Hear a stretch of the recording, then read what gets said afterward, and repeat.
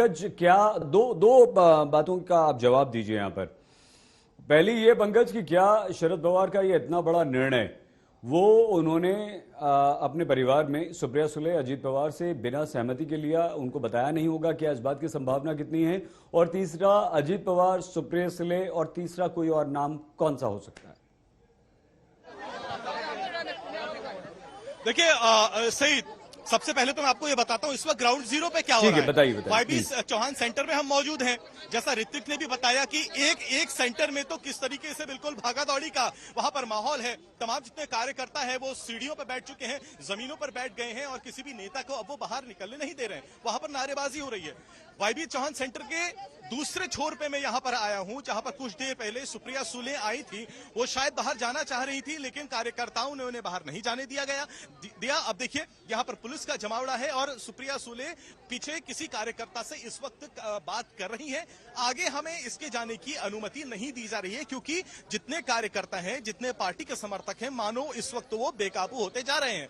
अब आपके सवाल पे आते हैं, क्या शरद पवार ने अपने परिवार को कॉन्फिडेंस में लिया? क्या क्लोज क्वार्टर्स थे जिनको इस बात का इल्म था?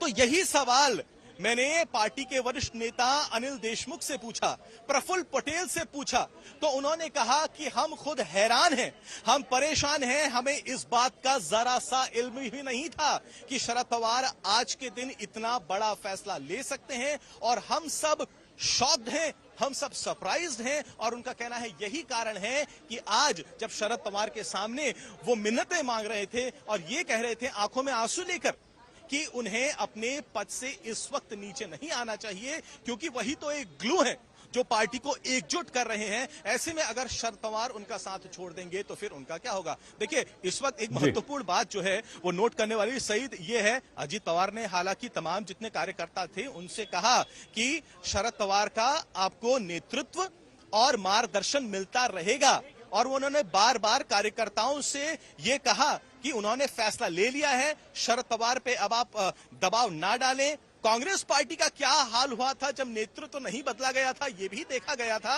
तो जहां हमने देखा, बड़ी दिलचस्प बात है सईद, जहां हमने देखा एक तरफ तमाम जितने कार्यकर्ता थे, कई तो भावुक हो गए थे, आंसू आ गए थे। जो एनसीपी के प्रदेश अध्यक्ष हैं जयंत पाटिल, उनका तो गला भर आया था, प्रफुल्ल पटेल का भी यही हाल था। लेकिन दूसरी तरफ हमने देखा कि अजीत पवार, हालांकि वो भी उनकी आंखें भी जरा जरा नम जरूर आ रही थी, लेकिन उन्होंने बड़ा ठोस बयान दिया। उन्होंने कहा जब शरद पवार ने कह दिया है कि मार्गदर्शन मिलता रहेगा, जब उनका नेतृत्व मिलता रहेगा, तब आखिर जितने कार्यकर्ता हैं वो ऐसी बाधा क्यों बना रहे हैं? अब इशारा कुछ राजनीति के पटल पर देखें तो इसका इशारा तो काफी कुछ मिल रहा है यहाँ पे, क्योंकि पिछले कुछ दिनों से महाराष्ट्र की राजनीति में जिस तरीके की उथल पुथल की आने वाले दिनों में जो बातें हो रही हैं, उस परिप्रेक्ष्य में देखा जाए तो अजीत दादा का ये जो बयान था ये अपने आप में काफी कुछ कहता है। लेकिन कहानी अभी खत्म नहीं हुई है, क्योंकि कार्यकर्ताओं का कहना है कि वो इस बात को नहीं मानेंगे कि शरद पवार अपने पद से नीचे आए, और वो अड़े हुए हैं। अभी भी वाईबी चौहान सेंटर पे जहां पर हम मौजूद हैं,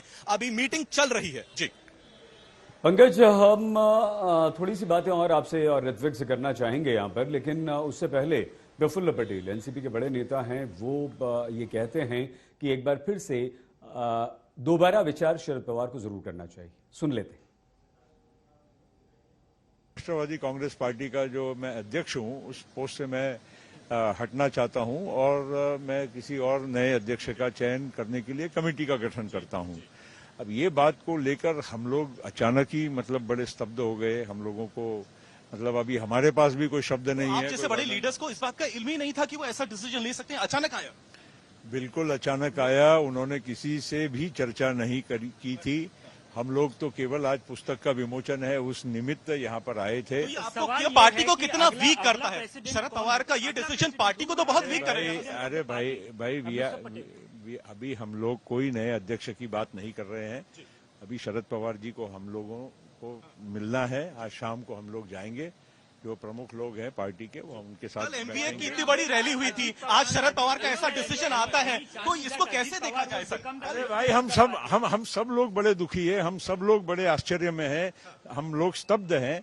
अभी इमीडिएटली इसके बारे में हम क्या रिएक्शन दें? हमने केवल अभी यही कहा है कि आप घर जाइए, थोड़ा रेस्ट करिए, उसके बाद में हम लोग आके मिलेंगे कुछ प्रमुख लोग और हम कोशिश करेंगे जो भी कहते हमारे हैं कि उनका मार्गदर्शन मिलता रहेगा, लेकिन नई जनरेशन को आगे लाना चाहिए। इस बात से आप सहमत हैं? नई जनरेशन को आगे जितना आपने सुना उतना ही हमने सुना, आपने जिस वक्त सुना उसी वक्त हमने सुना।